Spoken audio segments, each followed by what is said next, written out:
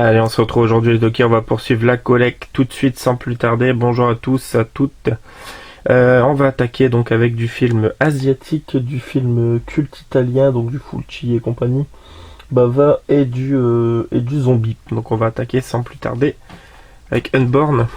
Voilà, film très sympathique de fantôme, vu il y a longtemps mais j'avais vraiment beaucoup aimé.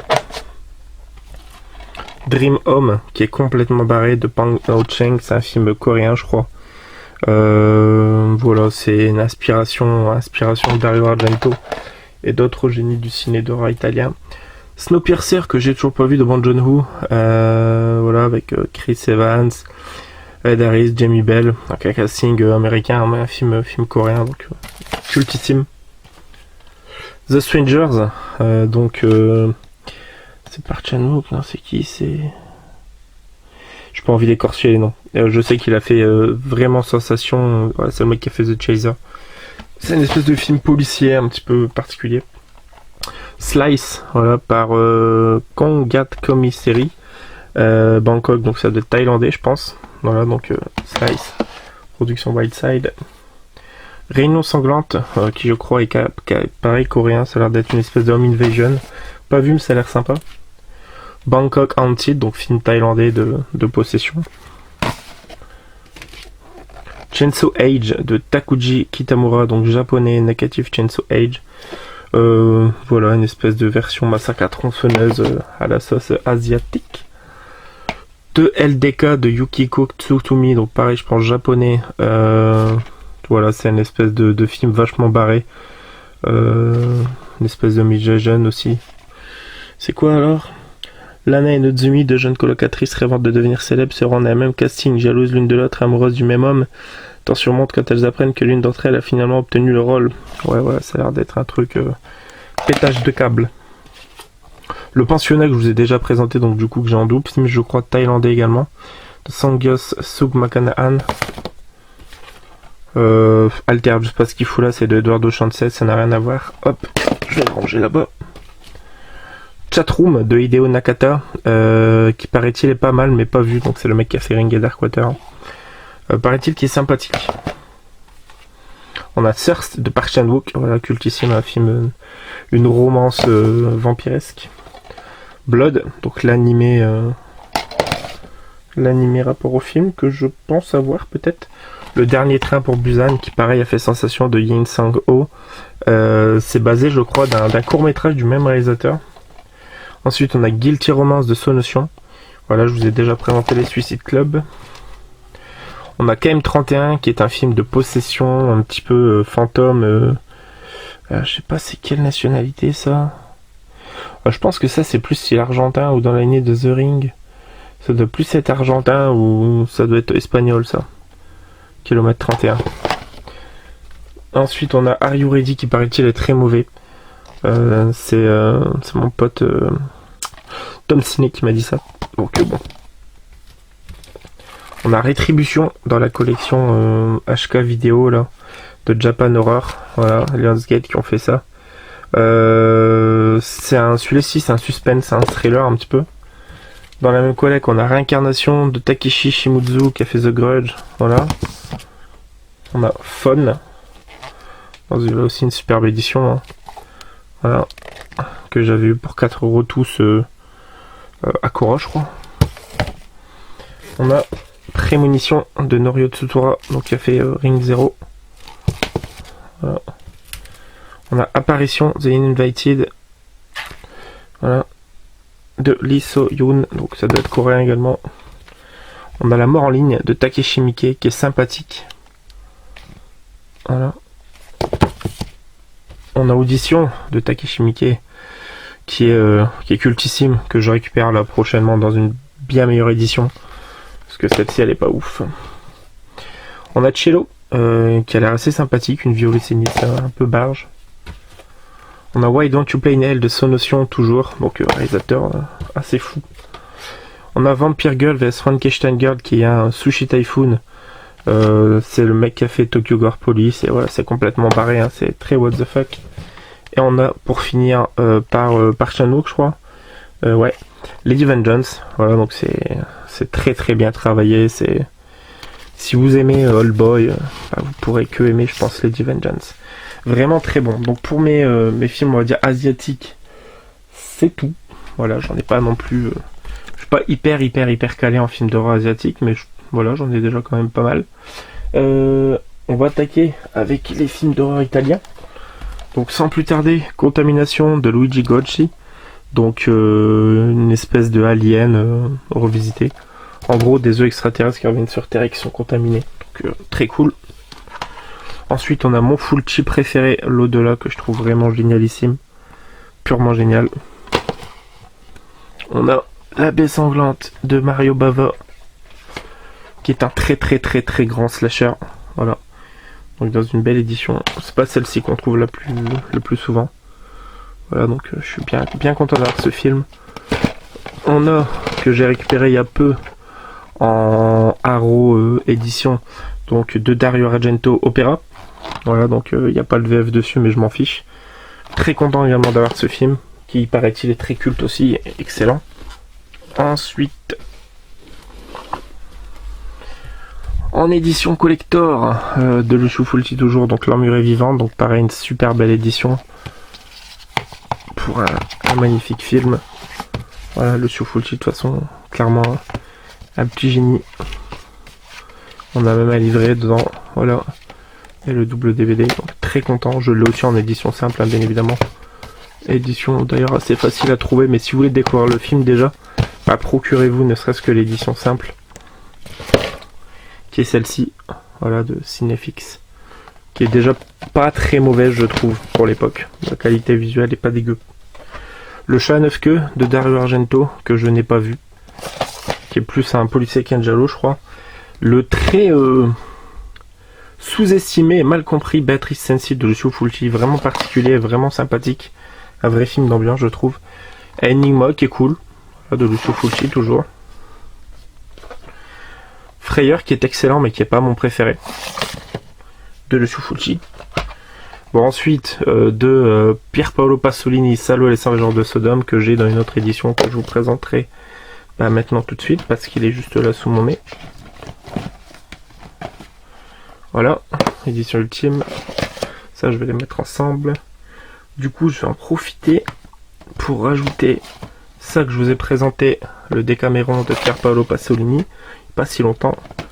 Les contes de Canterbury de Pier Paolo Pasolini également. Et celui-ci, Théorème. Voilà, bon, ça, ils sont tous rassemblés. Ensuite, on a de Michel Soavi, Bloody Bird, cultissime, top ce film. Et de Joe D'Amato, Porno Holocaust. Voilà, donc vous savez un petit peu à quoi vous entendre en voyant le visuel. Ensuite, on a toujours pas vu celui-ci, mais il a l'air très bon, avec Michel Mercier, Joachim Pierre et Boris Karloff, Les Trois Visages de la Peur. Voilà, sélection B-Movies. C'est Mario Bava, donc c'est 3 petites histoires en fait. Voilà. On a un diptyque Mario Bava, donc Baron Vampire et une hache pour la lune de miel. Pas vu cela. J'en ai pas vu beaucoup des Mario Bava. Opération Peur, pas vu non plus. La Malédiction du Pharaon, qui est sympathique, mais qui est peut-être celui que j'aime le moins de ceux que j'ai vus de Fulci. Murder Rock, que je trouve très fun. J'ai vu l'année dernière, je crois.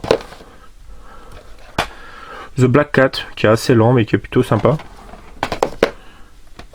L'Enfer des zombies, cultissime, hein, sûrement un des trois, peut-être des 3 plus connus qu'il a fait. Ensuite, en édition simple avec un beau faux, donc Los Quartores de New York, donc les Ventreurs de New York. Voilà, donc quand je vous disais dans les 3-4 plus connus, celui-ci en fait partie aussi bien évidemment. Hitcher in the Dark d'Umberto Lezzi, voilà, que j'ai pas vu, mais ça a l'air d'être avec un mec qui prend des autostoppeurs et qui les tue, je crois. Du jazz franco, donc Justine de Sade avec Klaus Kinski et Jack Palance, voilà, Désir, plaisir, pervers et innocence corrompue. Donc du pur jazz franco, hein, donc régulièrement des films déconseillés aux moins de 16 ans. L'horrible Dr Orloff, hein, il a mis son talent au service du mal, avec Howard Vernon, voilà, donc jazz franco toujours. On reste sur de l'italien de Michel Soavi, donc Dell'amore e della morte, donc je vais le mettre avec Bloody Bird, qui se trouve ici, hop, voilà. Ensuite on a Dans la collection Giallo, donc de Umberto Lenzi, Sette Orchidee Macchiate di Rosso, donc le tueur à l'orchidée, un petit Giallo. De Dario Argento que j'ai en double, The Card Player. Voilà, je vous ai déjà présenté avec Liam Cunningham. De Mario Bava, peut-être un de ses plus connus, Le Corps et le Fouet, avec Christopher Lee. Dans un coffret double DVD, Le Masque du Démon et La Maison de l'Exorcisme de Mario Bava, tous les deux. Ensuite, de Bruno Mattei et Claudio Fragazzo, L'Altro Inferno, donc l'autre enfer. Voilà, qui est une autre jaquette que je trouve dégueulasse, hein, c'est un fond blanc avec juste une nonne. Là, celle-là, je trouve assez sympathique. Même si elle n'est pas non plus hyper transcendante. Hein. Ensuite, on a La Terreur des Zombies, donc de Franck Martin. Zombie Terreur, donc ça, je pense que c'est pas italien par contre. Scénario d'Angelis Romaro Scandariato, réalisé par Marino Girolami. Ça a l'air d'être italien, par le producteur de l'Enfer des Zombies, ou alors Anthropophage Holocauste. Hop. Alligator, Alligator, donc de Sergio Martino, je crois, ouais, Sergio Martino. Voilà, culte. Hein. Toujours, je crois, de Sergio Martino, donc Le Continent des Hommes Poissons. Voilà, qui est une belle jaquette originale. Hop. Ensuite, on a Névrose, La Chute de la Maison Usher, donc Jess Franco, toujours. Voilà, un des rares que je connaisse qui soit juste déconcé au moins de 12 ans. Le sadique Baron von Klaus, Jess Franco, toujours avec Howard Vernon. Voilà, c'est Jesus Franco, je pense pas que ce soit le même. Le Dernier Monde Cannibale de Ruggero Deodato, voilà, un peu dans la lignée de Cannibal Holocaust, hein, bien évidemment. D'ailleurs, Cannibal Holocaust que j'ai récupéré dans une belle édition, je sais pas où je l'ai mis. Ensuite, on reste sur le Cannibale avec Amazonia, l'esclave blonde de Mario Gariazzo. Voilà. Orloff, l'homme invisible, qui a l'air d'être un petit peu inspiré de Jess Franco, justement. Voilà, d'où le fait que ce soit avec Eugénie de Sade, donc de Jess Franco, avec Soledad Miranda. Voilà, l'horreur mêlée à l'érotisme. La Comtesse Noire, toujours Jess Franco, avec Lina Rome et Jack Taylor. Voilà, donc elle entre venue au matin vous serez mort. C'est vraiment particulier, hein, le cinéma de Jess Franco, c'est pas donné à tout le monde. Des 99 femmes, film de prison, prison woman, de femmes en prison. Voilà, donc assez culte celui-ci. Ensuite, pour terminer sur le cinéma italien, L'Abîme des Morts Vivants, donc de Jess Franco toujours. Hop. Même réalisateur, The Bloody Judge, Christopher Lee, donc qui est potentiellement un de ses plus connus. D'après le roman de Bram Stoker, mais film de Jess Franco, Les Nuits de Dracula, avec Klaus Kinski et Christopher Lee. Voilà, très bonne adaptation de Dracula. Rino di Silvestro, La Louve sanguinaire. Voilà, qu'on trouve assez facilement dans les caches, celui-ci. Les Bêtes féroces attaquent de Franco Prosperi, qui est vraiment excellent. J'ai vraiment beaucoup aimé quand je l'ai vu. De Giorgio Ferroni, Le Moulin des Supplices, très sympathique aussi celui-ci, dans une belle édition remasterisée. J'ai beaucoup aimé aussi celui-ci. La Maison près du parc, au fond du parc, donc de Ruggero Deodato. Si je dis pas de bêtises, c'est avec l'acteur qui joue Krug dans La Dernière Maison sur la gauche. Bien, je confonds peut-être avec un autre. L'Homme sans mémoire de Duccio Tessari, donc un petit giallo, hein, collection de giallo. Et du coup, Morituris, Legend of the Dead, voilà, qui a l'air d'être un espèce de slasher assez barré avec des légions romaines. Voilà. Hop. Bon, voilà qui conclut cette vidéo. Cinéma italien, cinéma asiate. C'est pas mal comme thématique. Le film de zombies, je vous les ferai sur une seule vidéo demain. Donc on se dit à demain, ciao ciao.